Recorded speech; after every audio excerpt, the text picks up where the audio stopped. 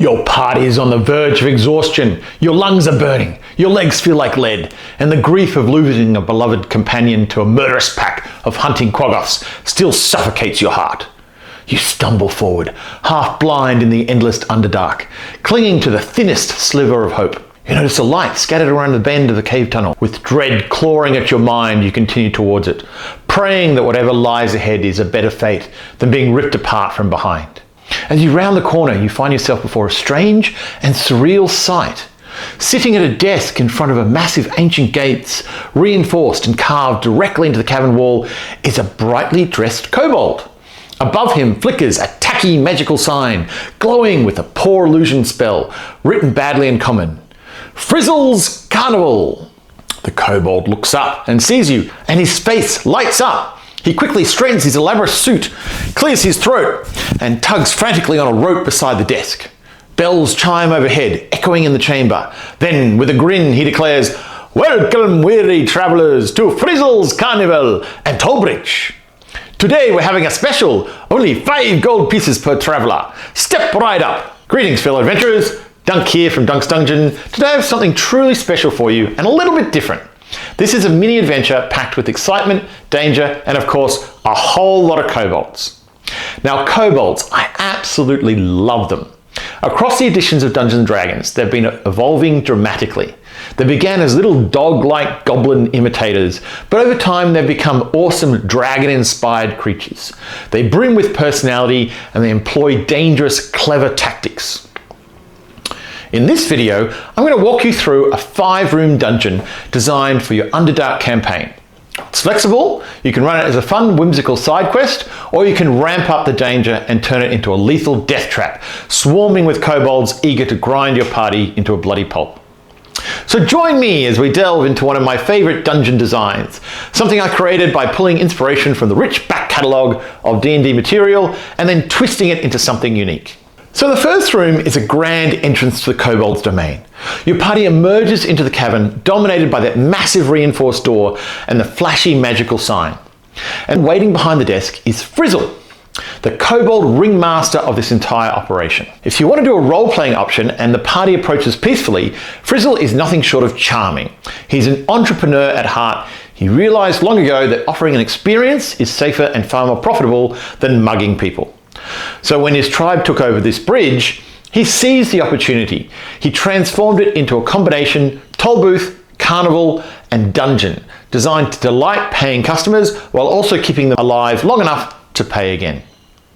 As your players arrive, a second kobold slips out of the hidden side door. He carries goblets of mushroom wine, surprisingly tasty, and offers them freely as part of the pitch. Frizzle greets the party warmly, bowing low and selling the experience with all the flair of a true showman. If the party agrees to pay the toll, the kobolds cheer, clap their little hands, and throw open the gates. They lead the party into the cavern, promising an unforgettable adventure. But if the party refuses to pay, or worse, tries to strong-arm their way through, everything changes. Frizzle's shoulders slump, and he sighs in disappointment. And then he says, "Very well, if you would not enjoy the experience willingly." He pulls the rope again, the bells ring louder this time, and suddenly the kobolds vanish into hidden passageways, scrambling away like shadows in the dark. Now the players face a death trap dungeon. They can either attempt to smash their way through the reinforced gates, or while kobolds pepper them with arrows and sling stones from murder slits above, or they may try and follow the kobolds into their hidden warrens. If they take the later option, be ready. The warrens are incredibly dangerous. Draw inspiration directly from the Kobold Lair description in Volo's Guide to Monsters. It's packed with brutal traps, perfect for hit-and-run warfare. The rest of this adventure assumes the party avoids that trap, choosing instead to force the main route through the dungeon. Once your party passes through the massive gates, they step into the first proper cavern of Frizzle's Carnival. The space opens up into a sprawling mushroom forest. Towering fungal stalks rising high into the darkness, their caps glowing faintly with bioluminescent light. Spores drift lazily through the air like flecks of glitter, giving the whole scene an enchanting, almost dreamlike quality. At first it feels safe, whimsical even, but of course this is the Underdark and nothing is ever quite what it seems. If your players paid the toll, they are soon greeted by a surprising ally. From between two glowing mushroom stalks steps a myconoid druid. Its fungal body pulses with faint light, and it regards the adventurers with calm, slow movements. The druid speaks in a soft, spore-carrying voice. "Greetings, friends. Would you care to partake in some magic mushrooms to enhance your journey?" Now this is where things get fun. If your players accept, each character must roll a Constitution saving throw, and the results are as such. On a roll of 5 or lower, the character is overwhelmed by the mushroom's hallucinogenic effects. Their mind fills with shadows and whispers. They become frightened, paranoid for 1 full hour, convinced that danger lurks around every corner. On a roll between 6 and 19, the effects are mixed. The character does gain some benefit. 1 level of exhaustion is immediately removed, but their mind and spirits wobble. They suffer disadvantage on wisdom checks and saving throws, but at the same time their body feels fortified, and they gain advantage on constitution checks and constitution saving throws. And finally, in a strange turn, their confidence in performance is boosted. They gain advantage on performance checks, making them oddly theatrical, musical, or showy, depending on how your players want to roleplay it. But on a roll of 20 or higher, the character resists entirely. They shrug off the mushroom's effects without any impact at all. This roleplay scenario provides a light-hearted, whimsical twist. The mushrooms are fun, flavorful, and dangerous all at once, giving your players both benefits and drawbacks that can spin into entertaining role-playing moments. But if the party is here and forcing their way through the dungeon, things take a darker turn. The mushroom forest becomes a battlefield. The cavern is eerily quiet, too quiet. As the party advances cautiously between the towering stalks, they notice clusters of large, bright orange mushrooms scattered across the terrain. Just as suspicion begins to rise, arrows whistle from hidden slits in the cavern walls. These arrows don't target the party directly, they target the mushrooms. And when the arrows hit, the mushrooms explode. Each detonation bursts in a 10-foot radius. People in that area take 2d6 poison damage with a Constitution saving throw for half. On a failed save, there's more. The poison spores invade the mind. The character suffers disadvantage on all wisdom checks and wisdom saving throws for 1 full minute. The kobolds use these explosions and cover for their hit and run tactics. They fire, retreat, and vanish into side passages, forcing the players to constantly adapt. The terrain itself becomes the enemy. Suddenly, every glowing mushroom might be a trap waiting to detonate. The end result is chaos. Spores filling the air, mushrooms detonating left and right, kobolds darting in and out like shadows, and the adventurers are forced to navigate the treacherous forest while under siege. The adventurers press onwards. The twisting tunnel opens again. This time, they step into a cavern unlike anything they've seen before. It's vast, almost cathedral-like, with sweeping natural stone walls. The air is cool, crisp, and strangely resonant. Every footstep, every spoken word carries with perfect clarity. This place is an acoustic marvel, and the kobolds know exactly how to use it. From high ledges 30 feet above, kobolds appear clutching makeshift instruments. They strike up a tune, catchy, energetic, and made all the richer by the flawless acoustics of the tavern. Bioluminescent moss clings to the walls, pulsating faintly in time with the music.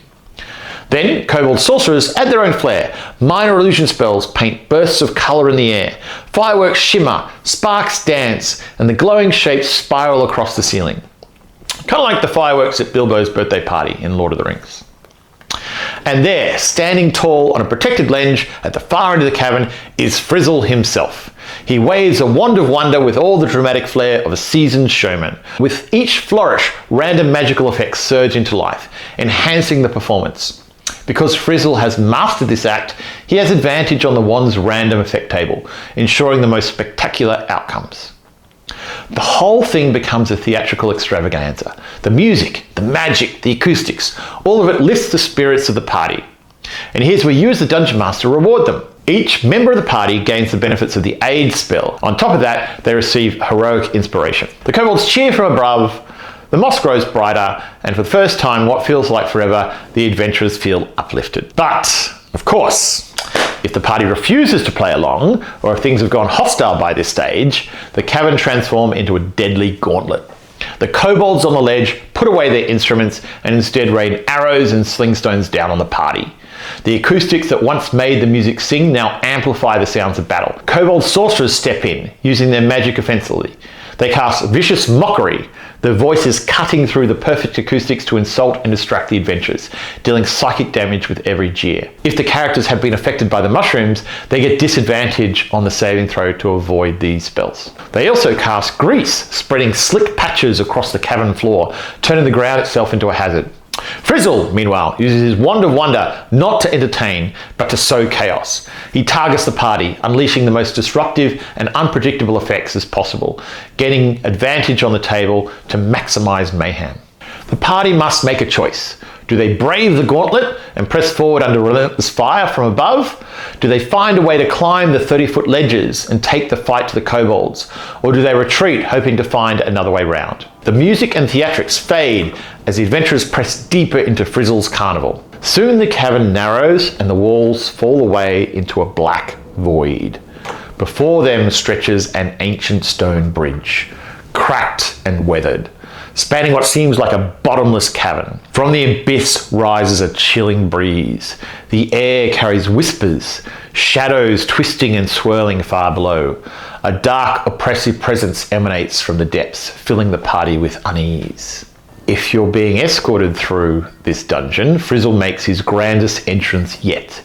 He appears on the bridge dressed as a grim reaper. Long black robes flowing, a scythe in hand, his voice hushed but chilling. He is flanked by a semicircle of kobolds, each clad in black hooded robes, silent and watchful. With solemnity, Frizzle declares, "Welcome to the crossing of souls. To return to the land of the living, you must declare why you deserve life anew." He then produces 2 coins from the toll collected earlier, handing 2 gold coins to each character.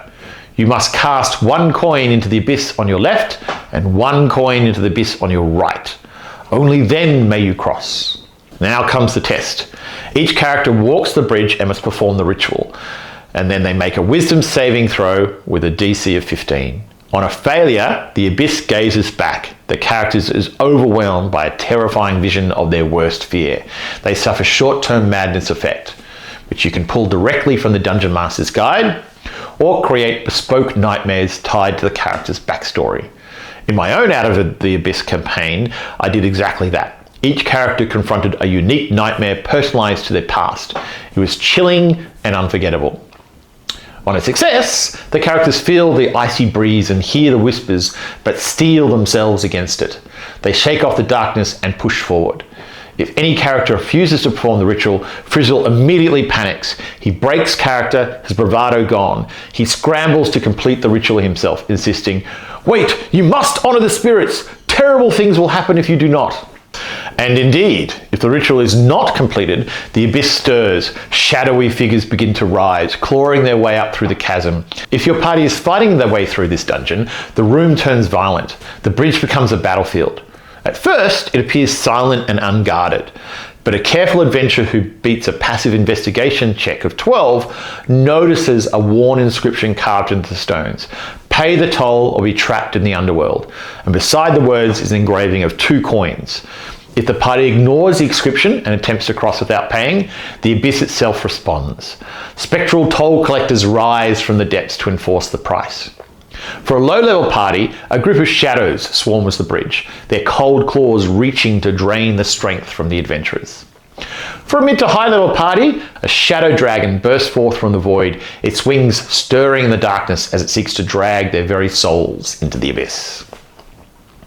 The adventurers are forced into a desperate fight on the narrow stone bridge, the void yawning on either side, and the whispers of the underworld pressing on their minds. After braving the abyss, the adventurers are led through winding passages. The air grows warmer, louder, filled with echoes of cheering. Finally, the tunnel opens up into a massive cavern, and the party finds themselves staring at a Roman-style gladiator arena. The stands are crowded with kobolds. They bang on drums, wave crude flags, and drink goblets of mushroom wine. Their shrill cheers echo from wall to wall. At the center of it all stands proudly dressed like a Roman emperor. On his podium is Frizzle. If your players are doing the roleplay option, Frizzle drops the Grim Reaper act, and with a flourish he sheds his black robes, revealing a kingly costume. a robe trimmed in faux fur, and a crooked crown perched on his head. He raises his arms wide and shouts, "Behold, the grand spectacle awaits!" Trumpets blare, and then on the arena floor marches several bizarre figures. They are kobolds stacked precariously on one another's shoulders, dressed in makeshift costumes designed to resemble the adventurers themselves. Each stack of kobolds imitates a party member. Small characters, like halflings or dwarves, are played by 2 kobolds in 1 trenchcoat. Medium characters are portrayed by 3 kobolds wobbling together as a single form. Large characters, like Goliaths or half-orcs, require 4 kobolds strapped together with a scaffolding and rope. The kobold impersonators salute Frizzle and he announces, "Let the battle begin! Only one can emerge victorious. Place your bets." The party is ushered into a VIP viewing box, goblets of mushroom wine placed in their hands, and they're given the chance to wager on the outcome of their coming mock battle.